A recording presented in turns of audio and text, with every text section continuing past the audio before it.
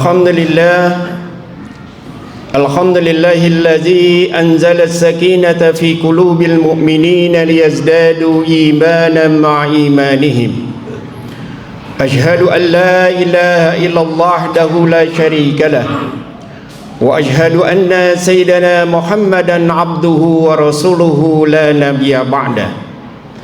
وقد جاء الحق وزهق الباطل إن الباطل كان زهوقا. أما بعد، فيا أيها الحاضرون رحمكم الله، أوصيكم بنفسي بتقوى الله فقد فاز المتقون. قال الله تعالى: بسم الله الرحمن الرحيم، يا أيها الذين آمنوا اتقوا الله حق تقاته ولا تموتن إلا وأنتم مسلمون. Ma'asyiral muslimin, sidang Jum'ah yang berbahagia. Pertama, kita panjatkan puji syukur kehadirat Allah Ilahi Rabbi, yang mana sampai saat ini kita masih dapat melaksanakan salat Jum'ah berjamaah. Salawat dan salam tidak lupa kita sampaikan pada junjungan kita Nabi Muhammad Rasulullah sallallahu alaihi wasallam beserta keluarga dan para sahabatnya dan kaum muslimin hingga hari akhir nanti. Ma'asyiral muslimin rahimakumullah, besok tepat 17 Agustus 1945 kita merayakan hari kemerdekaan kita. 79 tahun yang lalu, tepatnya 17 Agustus 1945 atau 9 Ramadan 1364 Hijriah, bangsa Indonesia telah menyatakan kemerdekaannya. Kemerdekaan yang membuat seluruh bangsa Indonesia bergembira. Kemerdekaan yang membuat seluruh rakyat Indonesia dengan gegap gempita meneriakan takbir Allahu Akbar. Allah yang maha besar yang memberikan kemenangan kepada kita bangsa Indonesia. Ma'asyiral muslimin rahimakumullah, sebenarnya apa esensi daripada kemerdekaan dalam perspektif Islam? Kalau kita berbicara kemerdekaan dalam perspektif Islam, maka adalah kebebasan menyembah Allah dan tidak ada sekutu baginya. Dari sejak Nabi Nuh alaihissalam, Nabi Ibrahim alaihissalam, sampai dengan Muhammad Rasulullah sallallahu alaihi wasallam adalah dalam rangka membebaskan peribadatan hanya kepada Allah Subhanahu wa taala, tidak yang pada yang lain. Karena itu adalah perintah dari Allah Subhanahu wa taala. Wa ma khalaqtul jinna wal insa illa liya'budun. Tidak aku ciptakan jin dan manusia kecuali untuk beribadah kepada-Aku, kata Allah. Manusia dan jin diperintahkan untuk beribadah. Dan bagaimana beribadah kita? Bebas tanpa adanya hambatan. Melaksanakan perintah Allah tanpa ada gangguan. Melaksanakan kewajiban yang telah ditentukan di dalam Al-Quran tanpa ada larangan sama sekali. Itu adalah kemerdekaan yang hakiki. Ma'asyiral muslimin rahimakumullah, kalau kita lihat dari kiprah sepak terjang Rasulullah sallallahu alaihi wasallam, bagaimana membebaskan bangsa Arab setelah Rasulullah sallallahu alaihi wasallam dipilih oleh Allah di Gua Hira. Kemudian malaikat Jibril datang, kemudian menyatakan kepada Rasulullah sallallahu alaihi wasallam, "Ya Muhammad, engkau adalah utusan Allah dan aku malaikat Jibril." Yang mana pada saat itu malaikat Jibril menampakkan wajah aslinya. dari ufuk langit kemudian mendekat kepada Rasulullah sallallahu alaihi wasallam hanya jaraknya sebanyak 2 busur anak panah. Kemudian diingatkan lagi kepada Rasulullah sallallahu alaihi wasallam, "Ya Muhammad, aku malaikat Jibril dan engkau adalah utusan Allah." Setelah Rasulullah sallallahu alaihi wasallam menerima wahyu dari Allah Subhanahu wa taala yang tujuannya satu, memerdekakan bangsa Arab dari penyembahan selain Allah ke pemurnian penyembahan hanya kepada Allah Subhanahu wa taala. Dan apa yang terjadi? Perjuangan yang dilakukan oleh Rasulullah sallallahu alaihi wasallam untuk membebaskan bangsa Arab dari penyembahan berhala, lebih merdeka beribadah kepada Allah, bukan pekerjaan yang ringan. Bagaimana Rasulullah sallallahu alaihi wasallam tatkala menyampaikan kepada kerabatnya, dan yang paling besar penolakannya adalah Abu Lahab, padahal Abu Lahab ini adalah pamannya. Di samping pamannya, dia adalah mertuanya. Karena 2 putri Rasulullah sallallahu alaihi wasallam menikah dengan anaknya Abu Lahab. Dan tidak hanya itu, dia adalah tetangga samping Rasulullah sallallahu alaihi wasallam. Tetapi permusuhan yang paling besar dilakukan oleh pamannya. Tidak sampai di situ, kemudian Rasulullah sallallahu alaihi wasallam tetap mengumandangkan supaya setiap orang beribadah kepada Allah dengan merdeka. Tidak ada larangan, tidak ada hambatan menyertakan dirinya beribadah kepada Allah Subhanahu wa taala. Tapi apa yang terjadi? Rasulullah sallallahu alaihi wasallam banyak diperlakukan tidak baik. Rasulullah disakiti, Rasulullah dipukuli, Rasulullah dilempari otoran kunta dan sebagainya. Tapi Rasulullah sallallahu alaihi wasallam tetap sabar.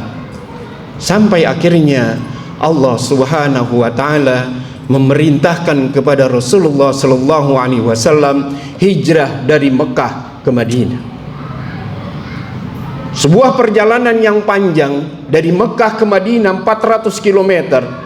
Berjalan berdua untuk menghindari pasukan Quraisy, orang-orang Quraisy yang mengejar Rasulullah sallallahu alaihi wasallam, sampai akhirnya di Yastrib, kemudian berubah namanya menjadi Madinah. Rasulullah diterima oleh masyarakat Madinah, sebagian dari suku Aus dan suku Khazraj. Suku Aus dan suku Khazraj, sebelum Rasulullah sallallahu alaihi wasallam hadir ke sana, mereka sudah biasa berperang sampai kurang lebih 120 tahun lamanya. Sampai akhirnya Rasulullah hadir, kemudian menyelesaikan permasalahan mereka. Kehadiran Rasulullah di Madinah kemudian membuat tonggak-tonggak perbaikan di kota Madinah, tetapi orang-orang yang di sekitarnya tetap tidak menyukai Rasulullah, termasuk orang-orang Quraisy. Sampai akhirnya terjadi perang Badar, yang mana Rasulullah sallallahu alaihi wasallam mengharapkan kepada Allah Subhanahu wa taala dan bermunajah kepada Allah. Sampai Abu Bakar As-Siddiq mengingatkan Rasulullah, "Ya Rasulullah, sudah berhenti ya Rasulullah, besok kita akan bertempur ya Rasulullah." Tapi Rasulullah tetap bermunajahkan tangannya kepada Allah Subhanahu wa taala supaya diberikan pertolongan. "Ya Allah, jika sekiranya Engkau tidak menolong aku dalam peperangan ini, maka jangan harap ada hamba-Mu yang menyembah-Mu lagi ya Allah." Stressing doanya kepada Allah Subhanahu wa taala, sampai turun ribuan malaikat yang disaksikan oleh Rasulullah sallallahu alaihi wasallam dan menyatakan kepada Abu Bakar, "Ya Abu Bakar, insyaallah besok kita akan memenangkan pertempuran." Pertempuran Badar adalah momentum bersejarah dalam tonggak perjuangan Rasulullah sallallahu alaihi wasallam memerdekakan bangsa Arab.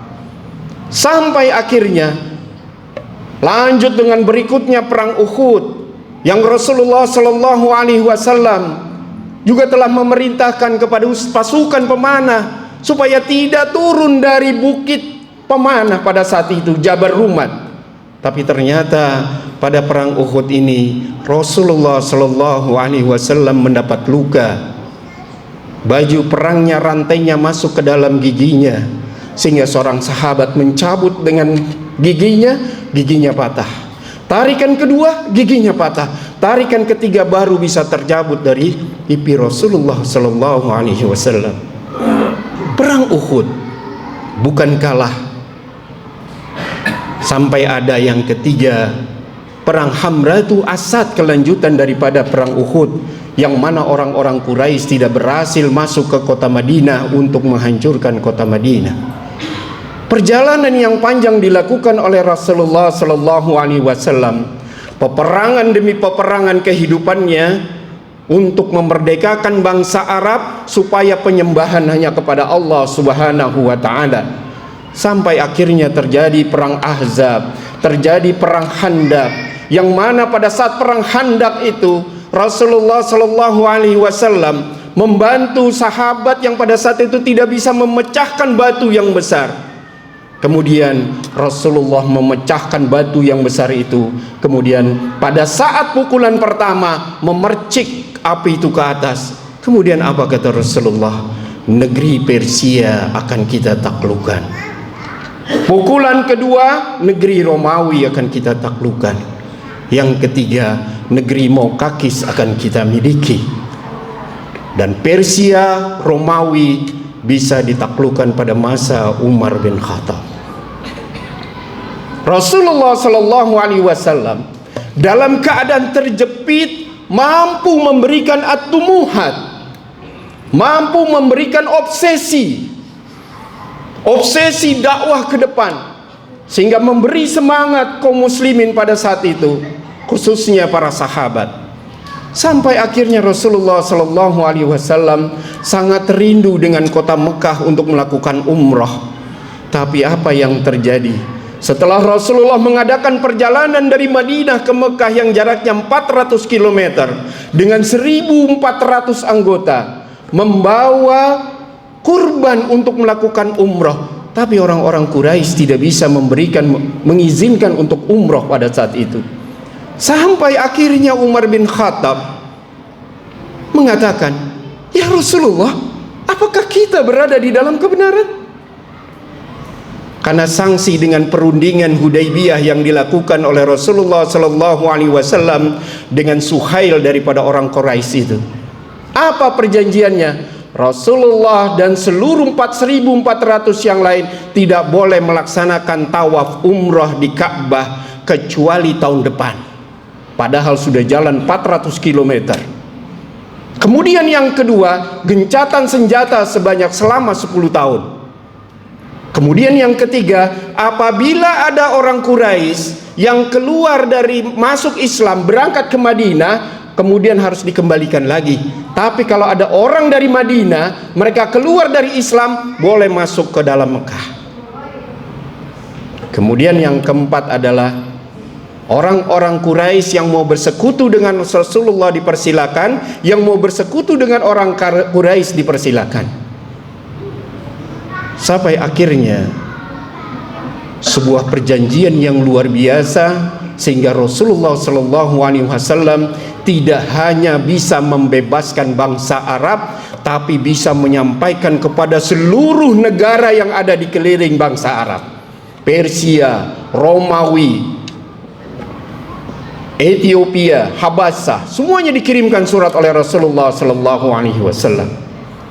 Kehadiran Rasulullah Shallallahu Alaihi Wasallam di Madinah luar biasa, berpengaruh luar biasa terhadap kemerdekaan daripada warga Madinah, yang akhirnya Rasulullah Shallallahu Alaihi Wasallam mampu mengusir 3 Bani Yahudi dari Madinah. Bani Nadir, Bani Kainuqa, Bani Khuraizah diusir oleh Rasulullah Sallallahu Alaihi Wasallam, yang nanti kuncinya mereka diusir di Khaybar.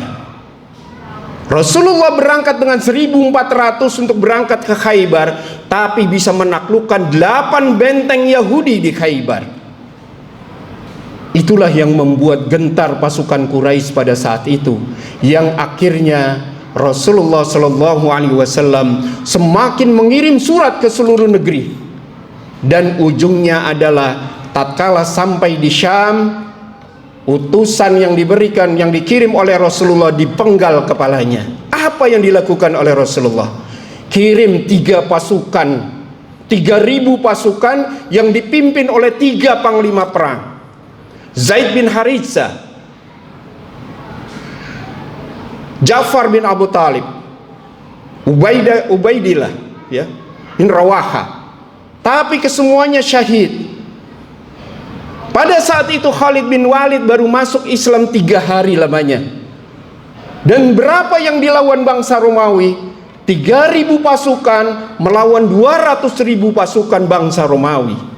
Tapi membuat gentar bangsa Romawi, yang sampai akhirnya setelah Rasulullah nanti Fathu Mekah, menaklukkan kota Mekah, seluruh yang ada di kota Mekah ini, Ja'al haq wa jahaqal batil innal batila kana jahuqa.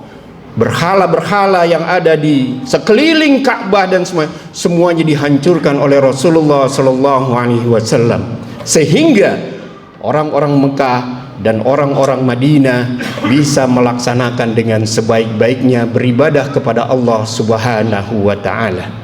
Itulah kemerdekaan yang hakiki yang diajarkan oleh Rasulullah Sallallahu Alaihi Wasallam kepada kita. Jangan sampai fenomena sekarang ini masih ada ajaran Islam yang dilecehkan, masih ada ajaran Islam yang dilarang-larang. Masih ada orang untuk menggunakan pakaian yang memang dituntun oleh Allah Subhanahu wa Ta'ala. Berarti pada dasarnya kita belum merdeka. Kemerdekaan hakiki apabila kita melakukan peribadatan tanpa ada gangguan, tanpa ada satupun yang membuat kesulitan tatkala orang itu beribadah. Masyiral muslimin rahimakumullah, itulah perjalanan singkat dalam sirah nabawiyah, bagaimana Rasulullah Sallallahu Alaihi Wasallam membebaskan bangsa Arab, sampai akhirnya nanti Rasulullah Sallallahu Alaihi Wasallam haji wada yang terakhir, Al-yawma akmaltu lakum dinakum wa atmamtu alaikum ni'mati wa raditu lakumul Islam madina.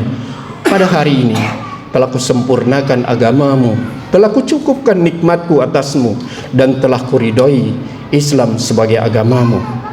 Kemudian sampai akhirnya Rasulullah dipanggil oleh Allah Subhanahu wa Ta'ala, tapi bangsa Arab sudah bebas dalam penyembahan kepada Allah Subhanahu wa Ta'ala. Barakallahu wa lakum fil Qur'anil azim, wa nafa'ni wa iyyakum bima fihi minal ayati wa zikril hakim, wa taqabbala minni wa minkum tilawatahu innahu was-sami'ul alim. Allahumma salli ala sayyidina Muhammadin wa ala ali sayyidina Muhammad.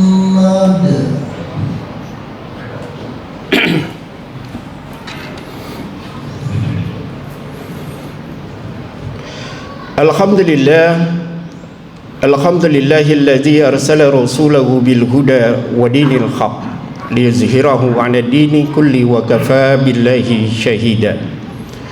Asyhadu an la ilaha illallah dahu la syarika lah, wa asyhadu anna sayyidana Muhammadan abduhu wa rasuluh. Amma ba'du. Fa ya ayyuhan nas ittaqullaha haqqa tuqatih wa la tamutunna illa wa antum muslimun. Ma'asyiral muslimin rahimakumullah, pada khutbah yang kedua ini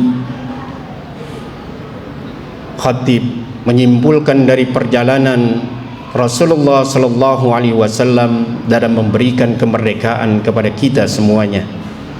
Kemerdekaan yang hakiki adalah kemerdekaan tatkala penyembahan kita kepada Allah Subhanahu wa Ta'ala dan tidak kepada yang lainnya.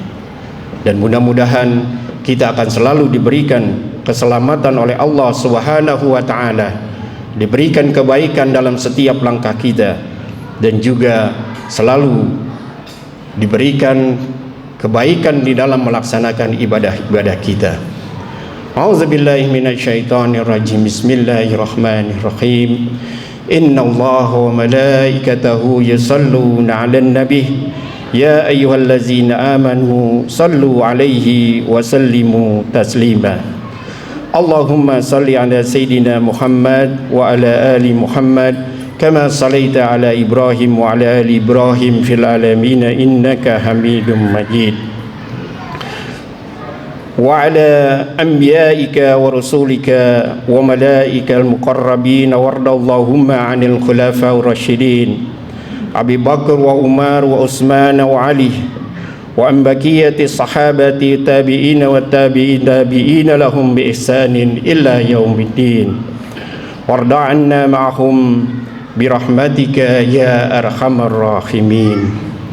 Allahumma ighfir lil mu'minina wal mu'minat wal muslimina wal muslimat al ahya'i minhum wal amwat innaka sami'un qaribun mujibud da'wat la qahiyal hajat. Rabbana zalamna anfusana wa illam taghfir lana wa tarhamna lanakunanna minal khasirin.